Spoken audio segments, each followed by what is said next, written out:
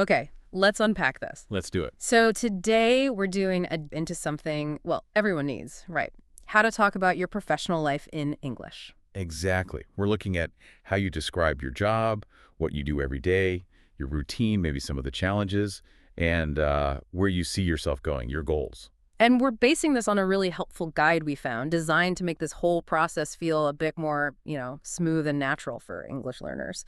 Less like translating directly in your head. Right. Because we're not just swapping words. It's about finding the right vocabulary, the right sentence structures, even the right strategy so you can really communicate who you are professionally. Yeah, because honestly, think about it. You're at a networking thing, maybe an interview, could even just be coffee with someone new. What's often the very first kind of serious question? Oh, definitely. So what do you do? It always comes up. Always. And how you answer that, it like instantly shapes how people see you. It really does. Yeah. And the struggle is real, isn't it? You might be brilliant at your job in your own language. You know exactly what you do. But then putting all those details and nuances into English, it can feel, overwhelming. That's exactly the feeling we want to help you overcome today. We want to cut through that complexity. Yeah. Ditch the awkward direct translations. Exactly. We want you to have language that sounds smooth, professional, and, well, like you. So naturally, we've got to start at the very beginning, the introduction. Right. So every professional chat starts there, doesn't it? A handshake, maybe, and what do you do? Our source material really stresses keeping it clear and simple here. You start with the absolute basic structure. I am a, or I am an A. Okay, sounds super simple, almost too simple. But it's actually a place where mistakes happen easily, and getting that little word, the article, right, it makes a difference. It sounds more polished. It does. And the rule is about the sound, isn't it? Not the letter itself. Yeah. And before a vowel sound. Right, like an our H is a consonant, but the sound is a vowel. Precisely. So you'd say, I am a manager, I am a designer, I am a researcher. Simple enough. Right. But I am an engineer, I am an accountant, I am an IT specialist. You just have to listen for that opening sound. If it's A-E-I-O-U sound, use and. Got it. So keep it simple. But then the guide has this first big tip. Keep the title concise. What's that about? Why not use your full fancy title? Ah, yes. This is interesting. So you might have a title like Senior Executive Vice President for Strategic Regional Outreach. Okay, yeah, sounds impressive. Maybe a bit long. Exactly. The guide says resist the urge to use that full title in conversation.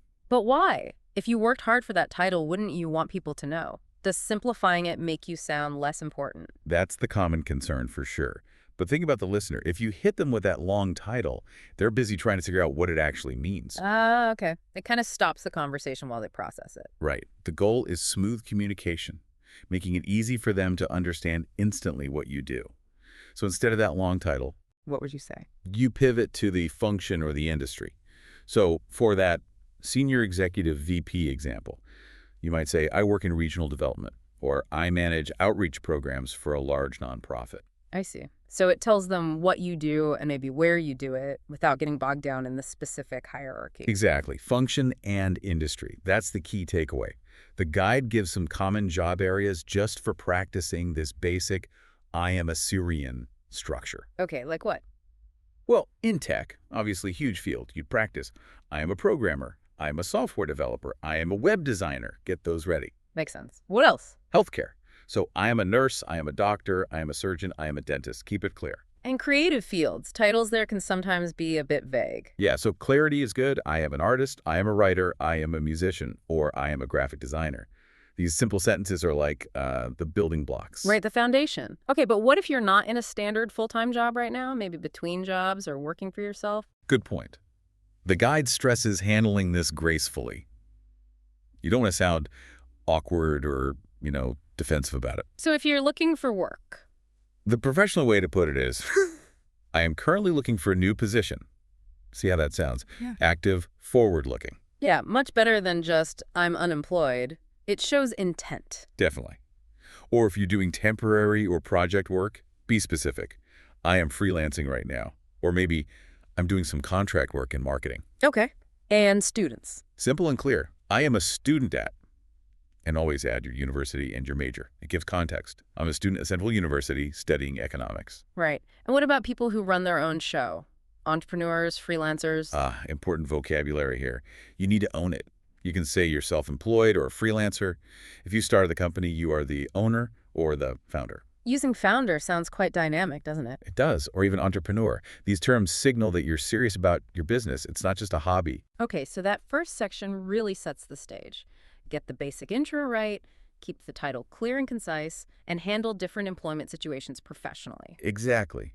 But that's just the label, isn't it? The Yeah. real meat of the conversation comes next. People want to know, what do you actually do all day? Right. Moving from the who to the what? Precisely. So you've said your title, I'm a project manager. The next natural question, spoken or unspoken, is, okay, so what does that involve? Yeah, what do you actually do? And this is where we need to talk about action, about tasks. The guide introduces a really key word here. Routine. Routine. Yes, let's define that clearly, like the source does. A routine is basically your regular pattern of actions. It's what you do consistently, your fixed program for a typical day or week. So thinking about your job in terms of routine helps structure the answer. Absolutely. It gives you a framework. And grammatically, this leads to tip number 2. Use the present simple tense for these recurring tasks. Ah, right, because it's something you do regularly, habitually. Like, I go to work, not I am going to work, if you mean generally. Exactly. You use the present simple. But the guide also suggests adding frequency to make it clearer. Don't just say, I manage projects. What should you add? Maybe I usually manage 3 projects at a time. Or I often write reports at the end of the week. Words like usually, often, always, sometimes add detail to the routine. Okay, that paints a better picture. Now, the guide lists some really useful action verbs specific to different fields. We should probably highlight some of those. Definitely. These are the verbs you want in your toolkit. For a typical office job, think. Manage projects, write reports, schedule meetings, prepare presentations, liaise with clients. Liaise is a good one. Sounds professional. It does, if you're in a more technical role. Okay, what verbs there? Precision is key. You might analyze data, code software, develop algorithms, test products, troubleshoot issues. Very specific actions. Right, and customer service roles. Focus is on interaction. So answer phones, respond to emails, resolve conflicts, assist clients, handle inquiries. Okay. And for jobs involving physical work? Different set of verbs again. You might lift heavy objects, operate machinery, assemble parts, supervise a construction site, maintain equipment. Using these strong, specific verbs really makes the description clearer, doesn't it? Instead of just saying, I work with. Absolutely.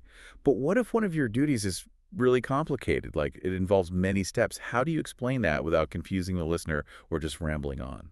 Ah, good question. This is where the guide offers deep dive tip 5, breaking down complexity. I like this one. Me too. It's a great strategy. You take that big, complex task and break it into, say, 3 simple, logical steps. How would that sound? Well, let's take the example from the source, a research scientist. Instead of a long explanation, they might say, basically, my work involves 3 main stages. 1, I design experiments to test a hypothesis. 2, I collect and carefully analyze the results. And 3, I write up and publish my findings, usually in academic journals. See, that's so clear. Step 1, step 2, step 3. Easy to follow. Let's try another. Maybe a marketing manager launching a product. Okay. They could say, when we launch a new product, my role typically covers 3 phases. First, I oversee the market research and strategy development. Second, I coordinate the creation of all campaign materials. And third, I track the launch performance and adjust the strategy as needed. It makes it sound organized and manageable, even if the actual work is complex. It shows you think clearly about your process. Exactly. It's not just what you do, but how you structure your work. Okay, so we have the actions, the routine. What about the place, the work environment? Right, adding that color. The guide suggests vocabulary for the where and the how of working with others. Okay, so location first. You need the right words. Are you in a traditional office? Maybe in a cubicle, a little partition space. Or maybe not in an office at all. Right, increasingly common. Are you remote? That's the standard term now for working from home or elsewhere. Or if it's manufacturing, you might be on the production line. Okay. And then how you work with others. Team dynamics. Yeah, crucial distinction. Do you generally work independently, meaning mostly on your own? Or do you work closely with a team? And if it's a team, you need words to describe that team, right? Definitely. Yeah. Adjectives are your friends here. Is the team supportive? No. Helpful? Is it dynamic? Lots of energy, changing fast. Is it a large team or a small, close-knit one? And there's a key verb for teamwork. Ah, yes. Collaborate. Collaborate. It means to work jointly on an activity or project. It's a very professional and positive verb to use. I often collaborate with the design team. Sounds good. And finally, the overall feeling, the atmosphere of the workplace. Right. More adjectives to paint the picture. Maybe it's a fast-paced environment, things move quickly, lots of pressure. Or you might mention working to tight deadlines. That implies pressure too. It does. If it's generally tough, you could call it a challenging atmosphere. That sounds professional but honest. So putting it all together, the clear actions, the routine, the location, the team dynamics, the atmosphere gives a really full picture. Exactly. You've moved way beyond just the job title. But, just doing the tasks isn't the whole story. We need to talk about doing them well. Efficiency comes next. Right. Shifting gears a bit from just what you do to how well you do it. And this brings us to the second key term from the guide. Productive. Productive. Yes, and let's be clear on the definition from the source. Being productive means achieving a significant amount, getting results, doing things effectively. So it's not just about being busy. Absolutely not. That's a key point. You could be busy all day in meetings that go nowhere. That's not productive. Productivity is about the output, the quality results you achieve. Okay. So how do you talk about being productive professionally? The guide has tip 3 here. Use adverbs for efficiency. Right. Adverbs modify your verbs. They tell how you do the action. So instead of just, I complete my duties, you add an adverb. Like what? Give me some examples. You could use words like efficiently, quickly, effectively, smoothly, promptly. Okay, so how would that sound in a sentence? You might say, I aim to handle customer complaints promptly and effectively. Or, we implemented a new system to process orders more efficiently. I see. It adds that layer of competence, showing you think about how you work, not just that you work. Precisely. It suggests a focus on improvement. Oh. Okay, moving on slightly. Why do we even do these jobs? Let's talk about job satisfaction. Okay. The why. So fulfillment, maybe? And also, let's be honest, the practical side, money and benefits. Exactly. For fulfillment, you want language that conveys meaning. Phrases like, I find my work very rewarding, or perhaps, the most satisfying part of my job is helping clients achieve their goals. That adds a personal touch, makes it more relatable. It does. And for the practical side, compensation, you need professional, slightly more formal language. You wouldn't usually just say, the pay is good. So what would you say? You might say, the salary is competitive. That means it's similar to other jobs in the same field. Or the company offers excellent benefits, which covers things like health insurance, retirement plans, etc. Right. Competitive salary and excellent benefits are pretty standard professional phrases. Okay, but no job is perfect, right? Every role has difficulties.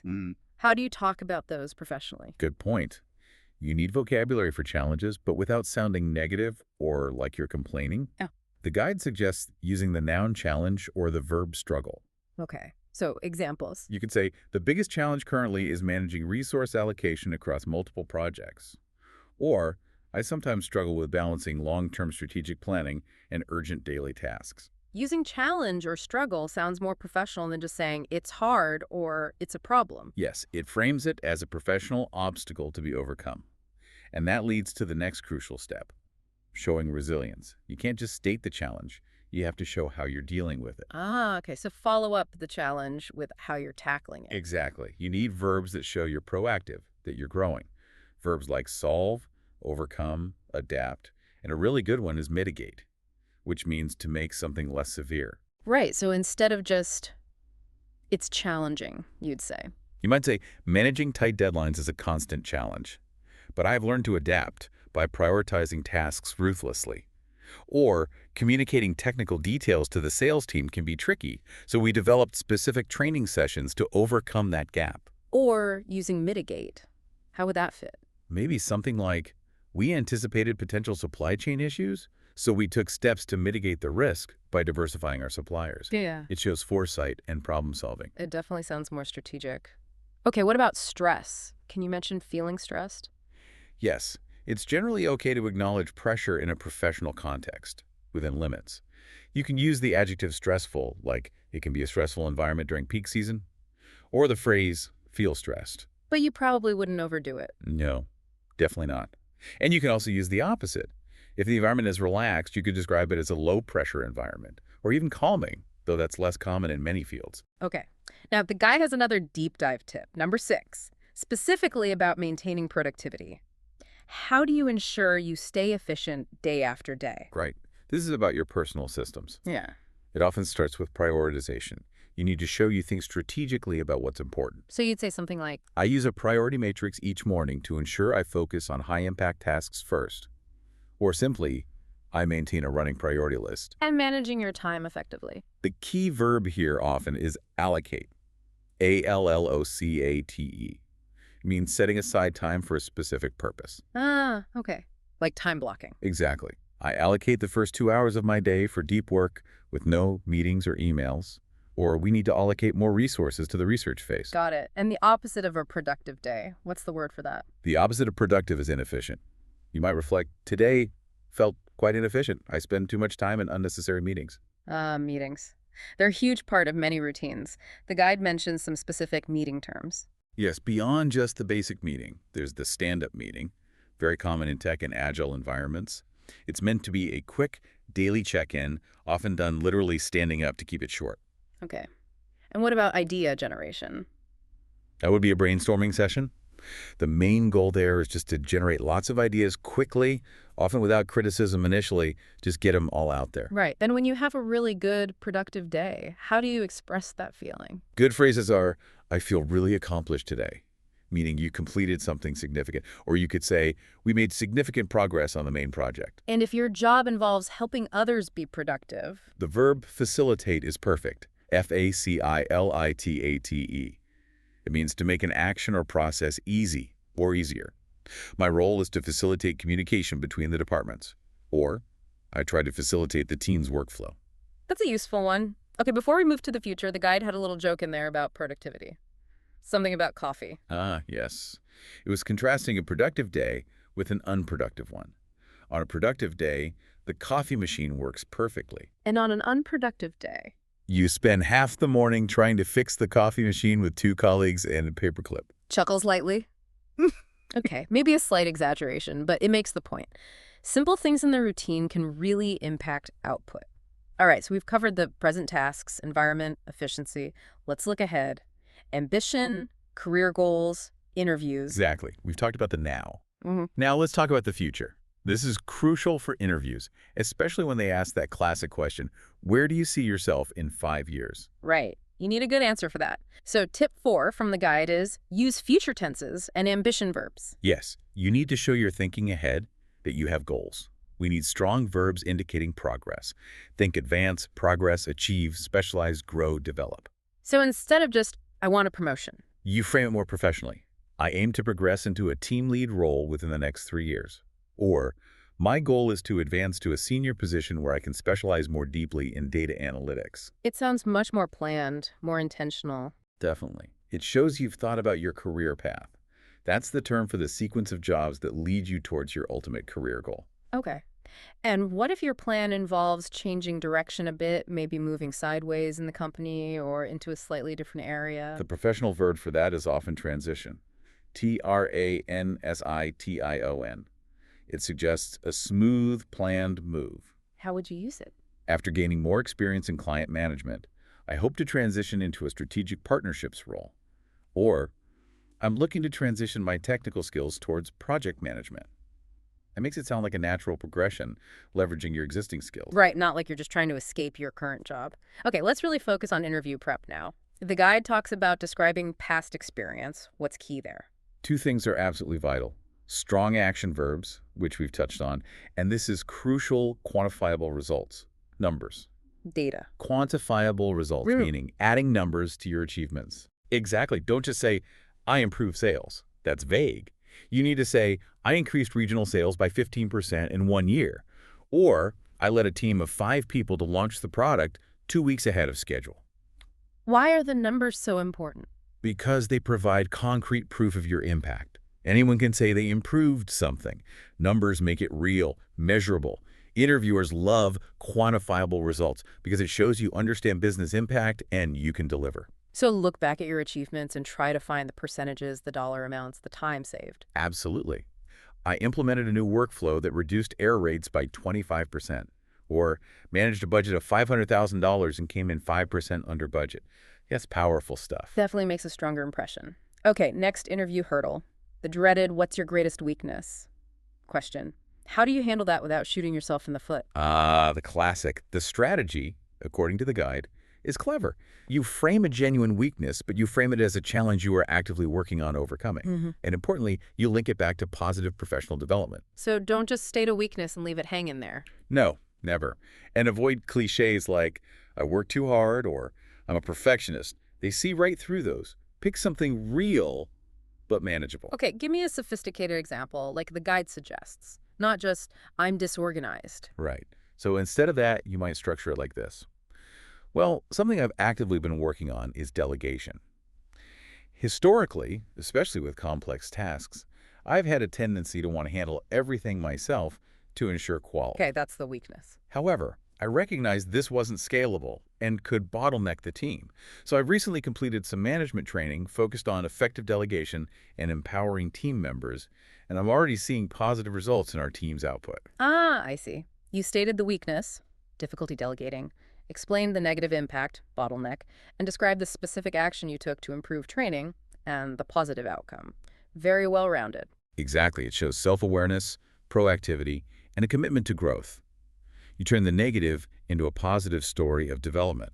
You could link it back to concepts like facilitation or improving your routine. Very smart. Okay, what about fitting in with the company? How do you talk about company culture? You need to show you've done your homework. Research the company's values. What do they emphasize? Then use adjectives that align with those values when you explain why you want to work there. So if the company website talks a lot about teamwork, You'd say something like, I was really drawn to your emphasis on a collaborative, supportive team environment.